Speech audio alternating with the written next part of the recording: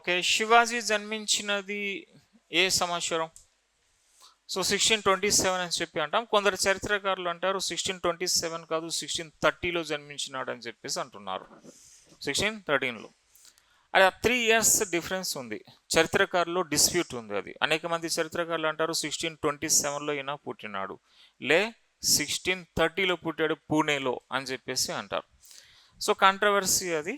So ఎక్కువ చరిత్ర పుస్తకాల ప్రకారంగా చూస్తే 1627, కానీ ఆధునిక చరిత్రకారులు కూడా ఏమంటారంటే 27 కాదు 13 వాదిస్తున్నారు వాళ్ళు. ఫిబ్రవరి 19 అది కూడా కాంట్రవర్సీ డేట్, కానీ ఫిబ్రవరి 19 ఎక్కువ మంది యాక్సెప్ట్ చేస్తున్నారు. అందువల్ల మహారాష్ట్రలో ఫిబ్రవరి 19ని సెలవుగా ప్రకటిస్తారు అక్కడ ఇప్పటికీ కూడా. ఫిబ్రవరి 19 మహారాష్ట్రలో కంప్లీట్ హాలిడే. ఎందుకంటే శివాజీ జయంతి ఉత్సవాలు అని చెప్పేసి అంటారు వాళ్ళు, జయంతి ఉత్సవాలు. అలాగే 1627 నుంచి 1680, కానీ కొందరు అభిప్రాయం ఏంటంటే 1630 నుంచి 80, కానీ ఇది ఒక క్వశ్చన్ మార్క్. ఇది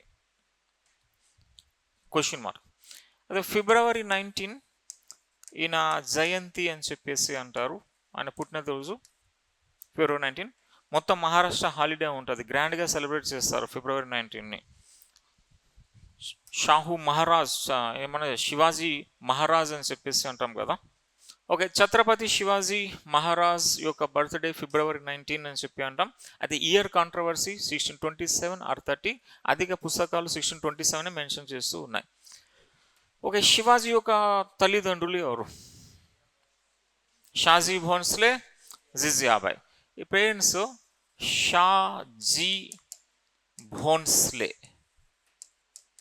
ప్లస్ జిజియా బాయ్. జిజియా బాయ్. ఇప్పుడు కొంచెం బ్యాక్గ్రౌండ్ స్టోరీకి పోవాలి. షాజీ భోన్స్లే తండ్రి మాలోజీ, మాలోజీ అని చెప్పేసి అంటారు. షాజీ భోన్స్లే తండ్రి మాలోజీ. అయితే మాలోజీకి ఆయన బిడ్డలు లేరు ఆయనకి. అయితే ఇంకో సూఫీస్ గురువు దగ్గరికి తరచుగా వెళ్తూ ఉండేవాడు ఈ యొక్క మాలోజీ. అక్బర్కి కూడా సేమ్ పరిస్థితే కదా. అక్బర్కి బిడ్డలు లేరు. ఎంతమంది భార్యలు? 3 భార్యలు, మళ్ళీ ప్లస్ అది ఇది అని చెప్పేది అంటాం. ఫస్ట్ ఎవరు? రుకయ్య, తర్వాత సలీమా, తర్వాత జోదా. వాళ్ళకి బిడ్డలు పుట్టలే. అప్పుడు అక్బర్ ఎవరిని ప్రార్థించినాడు? సలీం చిస్తి. సలీం చిస్తిని ప్రార్థించిన తర్వాత బిడ్డ పుట్టినాడు అక్బర్కి, జోదాబాయికి. ఆ బిడ్డకి సలీం అని పేరు పెట్టాడు. సేమ్ అలానే ఈ మాలోజీకి ఒక సూఫీ గురువు ఉంటాడు. ఆ సూఫీ గురువు హజరత్ షా షరీఫ్ అని చెప్పి అంటారు. హజరత్ షా షరీఫ్. మాలోజీ యొక్క సూఫీ గురువు హజరత్ షా షరీఫ్, షా షరీఫ్ అని చెప్పేసి అంటారు. అయితే ఇప్పుడు ఈ మాలోజీ ఈ షా షరీఫ్ని ప్రార్థిస్తాడు. హజరత్ షా షరీఫ్ గారు, నాకు బిడ్డలు పుట్టడం దీవించండి అని చెప్పి. హజరత్ షా షరీఫ్ నీకు బిడ్డలు జన్మిస్తారని చెప్పేసి ఏదో దీవెనలు ఇచ్చినాడు. ఆ తర్వాత మాలోజీకి కవల పిల్లలు జన్మించినారు. ఓకే, 2 ట్విన్స్ పుడతారు, ట్విన్స్. అప్పుడు ఆ ట్విన్స్కి ఈ మాలోజీ ఏం చేస్తాడంటే, 2 పుట్టినారంటే అది ఎవరి యొక్క దీవెనలు అంటే ఆ సూఫీ గురువైన షా షరీఫ్ యొక్క దీవెనలు అని చెప్పేసి ఈ మాలోజీ తన పెద్ద కొడుకు, అంటే ట్విన్స్ పుట్టారు కదా, మొదటి పెద్దవాడికి ఈ షా పేరు తీసుకొని షా.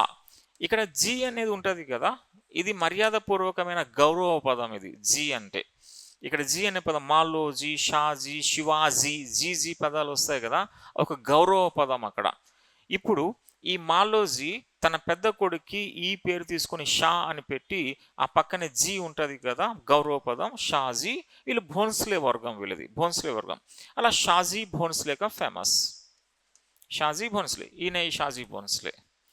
అంటే శివాజీ యొక్క తండ్రి షాజీ భోన్స్లే. ఆ షాజీ భోన్స్లే పేరు ఎక్కడ నుంచి వచ్చింది? సూఫీ గురువైన హజరత్ షా షరీఫ్ నుంచి వచ్చింది. మరి రెండో కొడుకు ఏం పేరు పెట్టినాడు ఈయన? షరీఫ్ జీ భోన్స్లే.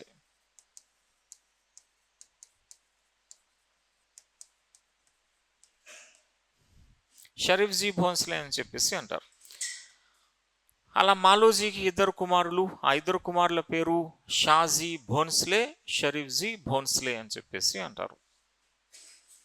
ఓకే, ఇప్పుడు ఈ మరాఠా అని చెప్పి అంటాం కదా, మరాఠా అనే పదం ఎలా వచ్చింది అంటే మర్హటా అనే పదం నుంచి వచ్చింది అట, మర్హటా.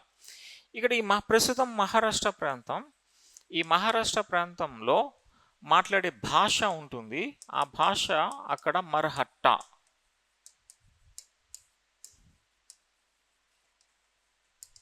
మరహట్టా అని చెప్పేసి అనేవారు. ఆ మరహట్టా నుంచే కాలక్రమంలో మరాఠాగా అది పిలువబడింది.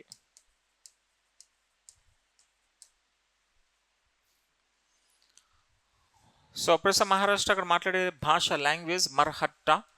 ఆ మరహట్టా నుంచి వచ్చినదే ఈ మరాఠా. అయితే మరాఠాలు ఆ మహారాష్ట్ర కొండలు ఉంటాయి కదా, పశ్చిమ కనుమలు ప్రాంతం, రఫ్ టెరైన్స్ అవి ఉన్నాయి అక్కడ వీళ్ళకు కొండల్లో ఉండేవారట ఈ మరాఠా ప్రజలు. అయితే కొండల్లో ఉంటే శారీరక దృఢత్వం ఎట్లా ఉంటుంది, ఫిజికల్ ఫిట్నెస్ ఎట్లా ఉంటుంది, చాలా మంచిగా స్ట్రాంగ్గా ఉంటారు. అట్లా శారీరక దృఢత్వం కలిగినటువంటి వారు ఈ మరాఠాలు. అట్లాగా మన భారతదేశం అంటే పశ్చిమ భారతదేశం, సౌత్ ఇండియాలో అప్పుడు కొన్ని రాజవంశాలు 550 AD నుంచి చెప్పండి, 550 AD నుంచి మహారాష్ట్ర ప్రాంతం, కర్ణాటక ప్రాంతంలో పరిపాలన చేసిన రాజవంశం 550 AD. Transition period 550 to 1200, south India, north India 750 to 1200 Rajputra period. ఎప్పుడు చిన్నప్పుడు చూసినట్టు ఉన్నాం, ఎప్పుడు చూసినాం ఇది మనం, కొన్ని రోజుల ముందు చూసాం ఇది మనం. ట్రాన్సిషన్ పీరియడ్, పరివర్తన కాలం. ఆ పరివర్తన కాలం సౌత్ ఇండియాలో ఫస్ట్ బాదామి చాళుక్యులు 550, బాదామి చాళుక్యుల్ని అంతం చేసి రాష్ట్రకూటుల్ని అంతం చేసి కళ్యాణీ చాళుక్యుల్ని అంతం చేసి యాదవాస్ గుర్తొచ్చింది ఇప్పుడు మీకు. ఓకే, వాళ్ళ దగ్గర వీళ్ళు బానిసలుగా పనిచేసేవారు. ఈ మరాఠా ప్రజలు ఉన్నారు కదా, కొండల్లో ఉండేవారు వీళ్ళు. ఆ కొండల్లో శారీరక దృఢత్వం కలిగినటువంటి వారు ఈ మరాఠాస్. వీళ్ళు మన బాదామి చాళుక్యులు, తర్వాత రాష్ట్రకూటులు, తర్వాత మనకి కళ్యాణి చాళుక్యులు, తర్వాత యాదవులు. వీళ్ళ వద్ద మరాఠాలు బానిసలుగా పనిచేశారు.